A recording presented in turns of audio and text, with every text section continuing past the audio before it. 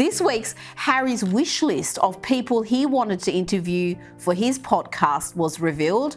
Among the famous people he was interested in sitting down with were Vladimir Putin, Donald Trump, Mark Zuckerberg and Pope Francis. The fact that Harry was entertaining these people as possible guests apparently left Spotify executives rather amused. Darren, was Harry and his inflated ego suffering from delusions of grandeur here? Should he have set his sights a little bit lower? Do you know, I don't blame the Spotify executives for being absolutely bemused by that, right? Because Harry is about as thick as two short planks. We know for a fact he was talking there apparently about wanting to explore their childhood traumas. I mean, this is this goes to the very crux of Prince Harry, Rita. Harry sees himself as a perpetual victim. Now, Rita, you know, we all understand that losing a mother at a young age can, of course, be tough. But I mean, lots of us across the West, Australia, Britain, America, we come from fatherless homes these days. You know, you don't go about playing the victim card every 2 seconds like Prince Harry does, especially not if you grew up in a palace, for goodness sake, if you attended the ultra-uber posh private school of Eton, if you inherited millions of pounds, and then you complain about the struggles of entering the working world only to sit around in a Montecito mansion without bothering to produce a few lousy podcasts from said mansion. Get off your privileged backside. That's what I say, Rita.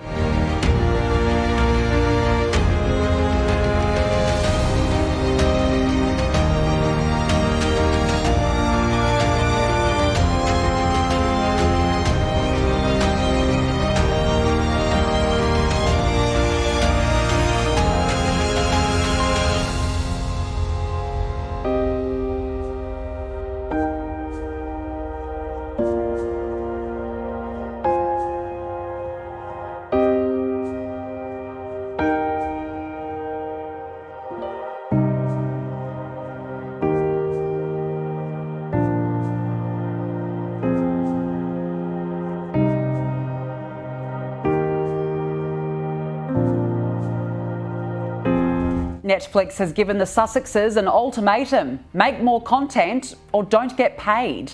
The streaming service has told the couple they have to come up with another show if they want to receive $60 million in outstanding fees.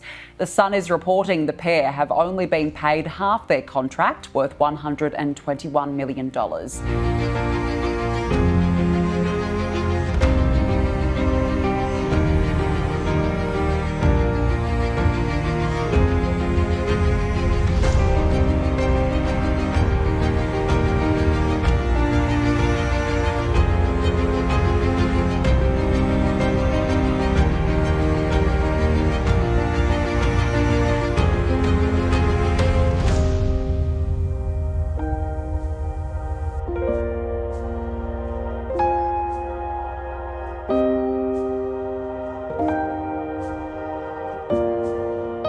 They sabotage themselves. They shot themselves in the foot by being so controversial. And I think that is what people like Dior and other corporations fear.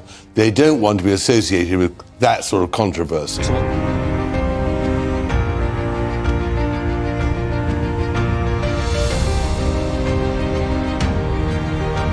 And Harry's not the only Sussex with big guest ideas. Meghan apparently asked Taylor Swift to appear on her podcast and even sent the pop star a personal letter. But despite that extra effort, Tay-Tay still snubbed the invitation. Well, if they can't get Putin, the Pope or Taylor Swift, who should they be targeting? Give us some ideas here. Help them out, Darren. Who can they get to sit down with them, produce some compelling content so they can hold on to those rich contracts?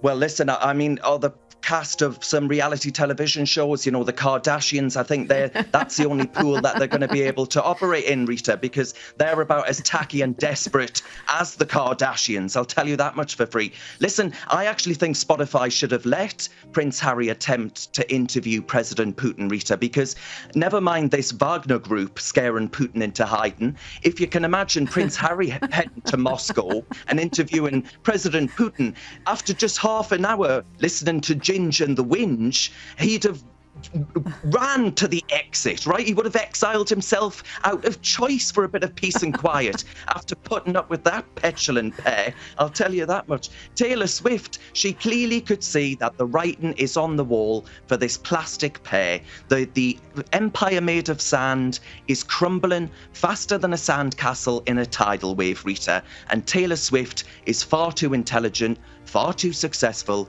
to deal with this desperate couple.